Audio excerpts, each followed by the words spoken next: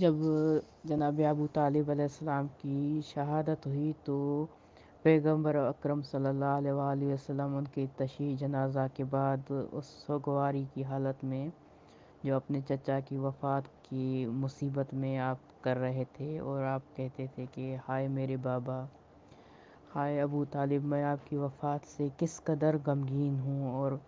کس طرح آپ کی مصیبت کو میں بھول جاؤں۔ اے وہ شخص جس نے بچپن میں میری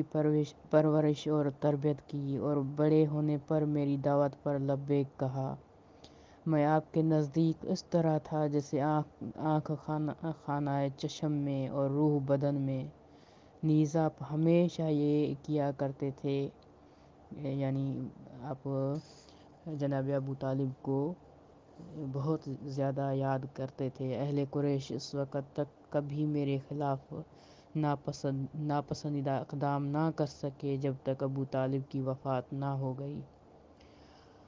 اور ایک طرف سے یہ بات مسلم ہے کہ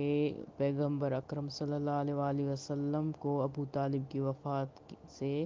کئی سال پہلے یہ حکم مل چکا تھا کہ وہ مشرکین کے ساتھ کسی قسم کا دوستانہ رابطہ نہ رکھیں۔ اس کے باوجود ابو طالب کے ساتھ اس قسم کے تعلق اور مہر و محبت کا اظہار اس بات کی نشاندہی کرتا ہے کہ رسول اللہ نے انہیں مکتب توحید کا منعقد جانتے تھے، ورنہ یہ بات کس طرح ممکن ہو سکتی تھی کہ دوسروں کو تو مشرکین کی دوستی سے منع کرے اور خود جناب ابو طالب کے عشق میں اس حد تک جو ہے محبت میں گرفتار ہوں کہ اس کی